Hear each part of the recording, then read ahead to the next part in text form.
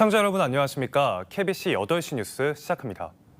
10.16 재보궐선거의 공식 선거운동이 13일간의 치열한 경쟁을 끝으로 오늘 마무리됩니다. 영광군수와 곡성군수에 출마한 후보들은 마지막까지 유권자들을 만나 소중한 한 표 한 표를 당부했습니다. 정경원 기자입니다. 영광군수 재선거 선거운동 마지막 날, 더불어민주당 장세일 후보는 선거 결과가 나오자마자 당선자의 임기가 시작된다고 말했습니다. 그러면서 지방의원을 지내며 군정과 도정을 이해하고 있는 자신이 곧바로 군수직을 수행할 적임자라고 강조했습니다. 우리 군정은 연습이 필요 없습니다. 경험과 경륜이 있는 장세일 저에게 군정을 맡겨주십시오. 우리 영광군 바르게 세워놓겠습니다. 조국혁 신당 장현 후보는 유세차를 타고 영광 곳곳을 돌며 마지막까지 유권자들을 만났습니다. 장 후보는 공직과 교수로 재직한 그간의 경험을 내세우며 인물과 정책을 보고 투표해달라고 호소했습니다. 그 삼박자를 모두 갖춘 후보 기호 3번 저 장현이라고 생각하기 때문에 국민 여러분께서 훌륭한 선택, 현명한 선택 해주시라고 믿습니다. 촘촘한 유세 일정을 소화한 진보당 이석하 후보는 그동안 군민들이 투표를 통해 회초리를 들었다고 주장했습니다. 그러면서 이번에는 민주당과 무소속 외에 진보당이라는 새로운 선택지에 표를 달라고 당부했습니다.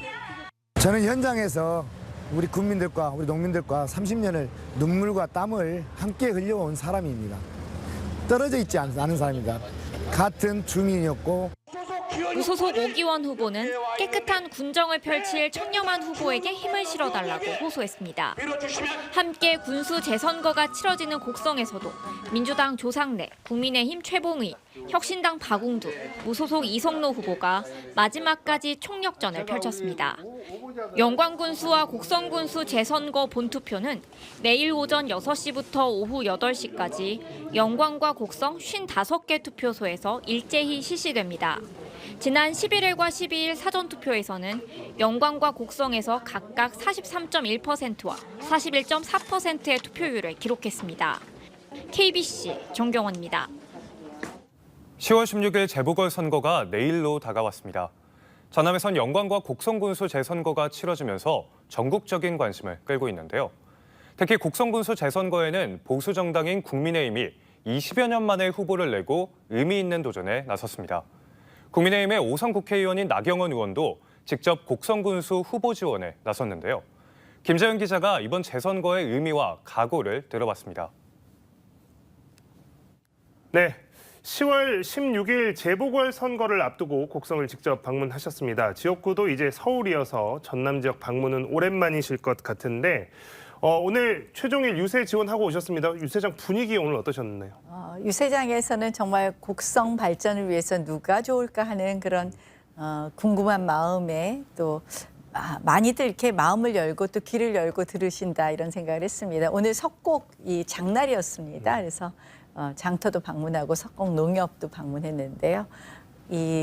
결국 지금 가장 중요한 거는 곡성이 막 인구도 소멸하고 자꾸 쪼그라드니까 누가 곡성을 제대로 발전시킬 것이냐, 예산은 누가 가져오고 누가 곡성을 위한 미래 비전을 가져오느냐 하는 것에 대해서 많이들 관심 있어 보이셨습니다. 네.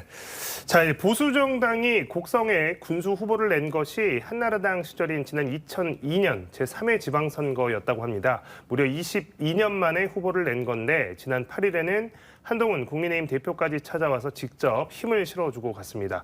야당의 텃밭에서의 의미 있는 도전으로 보입니다. 이번 선거에 어떤 성적표 기대하시는지 궁금합니다. 마음 같아서는 당선되면 좋겠다라는 마음입니다. 사실 또 후보 경쟁력 부분도 이런 다른 후보보다 흠이 없는 후보이고 또 곡성에 필요한 어떤 경제 발전에 굉장히 도움이 되겠다라는 생각을 하고 공약도 굉장히 좋더라고요. 그런데 사실 이제 저희가 저희 성적표는 첫 번째는 당선이지만 두 번째는 의미 있는 득표라고 생각을 합니다. 실질적으로 그동안 저희가 호남 지역에 있어서 정책이나 예산에 있어서 윤 정부 들어와서 부족함은 없었다. 나름 많이 노력한다. 물론 호남 입장에서는 또 부족하다고 생각하시겠지만 나름 최선을 다하고 있는데 사실 이제 그런 진심이 잘 전달되지 않았던 것 같아서 아쉽다고 생각을 하고요. 이번 선거를 통해서 기회를 주시면 저희가 이 뭐 조금 새로운 전기를 좀 마련해 드리고 싶습니다. 저는 그냥 개인적으로 뭐 곡성 선거를 떠나서 호남 지역에 오면 좀 애잔한 마음이 있어요. 제가 이제 영암의 할아버님 고향이 영암이었잖아요. 그러니까 영암까지가 조상이 살던 곳이라서 더 애잔한 마음이 있는데, 조금 더 이 뭐 교통 인프라도 영남에 비해서 조금 빨리 깔아졌으면 어땠을까, 조금 더 산업단지도 좀 더 많았으면 어떨까, 이런 생각을 많이 합니다.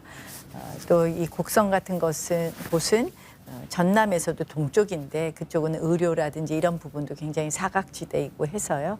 이런 전체적인 인프라를 까는 데 있어서는 지금 여당의 힘이 필요하지 않을까. 그래서 그런 의미에서 좀 의미 있는 지지를 보내주시면 저도 계속해서 또 이번에 호남 동행위원으로 호남 지역 발전을 위한 것에 함께하기도 했지만 저도 열심히 챙겨보겠다는 말씀 드리겠습니다. 자, 마지막으로 지역민분들께 한 말씀 부탁드리겠습니다. 우리 광주 전남 또 특별히 내일 선거가 있는 우리 곡성 국민 여러분들께 정말 간곡히 부탁드립니다. 저희가 부족한 것은 많지만 또 이번 선거 왜 생겼나 이렇게 생각을 하시면 이번에는 한번 여당의 프리미엄을 이용해 보시면 어떨까 이런 생각도 합니다. 우리 곡성 군수 선거 더 많은 관심 가져주시고요. 우리 광주 전남에 대해서는 저희가 일회성으로 호남 동행위원회를 만들고 뭐 호남에 대해서 우리가 어떻게 하겠다 이런 말이 아니라 정말 진심으로 우리 대한민국의 균형적인 발전을 위해서 애쓰겠다는 말씀 드립니다. 앞으로 많이 지켜봐 주시고요. 저 호남의 손녀입니다. 여러분들하고 늘 함께하겠습니다. 고맙습니다. 지금까지 나경원 국회의원과 이야기 나눠봤습니다. 의원님 고맙습니다. 네, 고맙습니다. 다음 달 14일 치러지는 2025학년도 대학 수학능력시험이 30일 앞으로 다가왔습니다. 올해도 킬러 문항이 출제되지는 않는 만큼 새로운 문제풀이보다는 수준에 맞는 학습으로 실수를 줄이는 것이 중요하다고 전문가들은 조언하고 있는데요. 자세한 소식 고영민 기자입니다. 긴장감이 드리운 시험장. 수능을 30일 앞두고 고3 수험생들이 마지막 모의고사를 치르며 실전 감각을 끌어올립니다. 시간이 얼마 남지 않은 만큼 지금까지 해온 공부를 최종 점검하며 수능에 대비하고 있습니다. 수능에 맞게 생활 패턴 맞추도록 요즘 되게 일찍 자고 또 일찍 일어나는 연습하고 있고요. 수능이 30일밖에 안 남았기 때문에 제 암기 과목 위주로 열심히 공부하고 있습니다. 수험생들은 자신의 수준에 맞는 학습 전략이 필요합니다. 특히 의대 증원으로 N수생 유입이 늘어난 만큼 상위권은 기본 문항을 최대한 빠르게 풀고 배점 높은 문항에 집중하는 연습을 해야 합니다. 중위권은 아는 문제 위주로 틀리지 않게 오답 노트를 점검하고 하위권은 기본 개념을 다시 한번 확인하는 게 효율적입니다. 특히 생활 리듬을 수능일처럼 유지하고 실전 감각을 익히는 것이 중요합니다. 너무 급격하게 다른 어떤 그 공부 패턴을 가지고 가기보다는 자기가 해왔던 것들을 중심으로 내가 풀 수 있는 문제들, 내가 확보할 수 있는 점수 이것을 먼저 잡아내고. 전문가들은 또 수시 모집에 응시하는 학생들은 수능 최저 등급을 맞출 수 있도록 유리한 과목에 집중하는 전략이 좋다고 강조했습니다. KBC 고영민입니다. 지난달 21일 집중호우 피해를 입은 전남 4개 군 12개 읍면이 특별 재난 지역으로 선포됐습니다.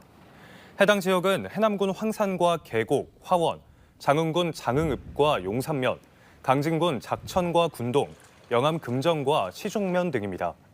이들 지역은 주택 침수와 농작물 피해 등에 대해 재난지원금을 지원받고 각종 세금과 건강보험료, 통신요금 감면 등 30개 항목에 대한 간접 지원을 받습니다. 강기정 광주광역시장이 민간 군공항 통합 이전 논의를 거부하는 무안군에 대해 막힌 행정이라고 말했습니다. 광주시의회 시정질문에 출석한 강 시장은 통합공항 이전에 대해 무안군수가 1차 협상에 응하지 않고 있다는 박희율 의원의 질의에 대해 무안군이 국책사업에서 지역 발전을 위해 협의하고 토론하는 것은 당연한 일로 이를 거부하는 것은 막힌 행정이라고 지적했습니다. 최근 연말까지 이전 논의에 진전이 없을 경우 플랜 B를 가동하겠다고 한 발언의 뜻을 묻는 질문에는 즉답을 피하며 무한통합공항을 잘 추진하도록 최선을 다하겠다고 밝혔습니다. 전남대병원에서 수술을 받으려면 18일 이상 기다려야 하는 것으로 나타났습니다.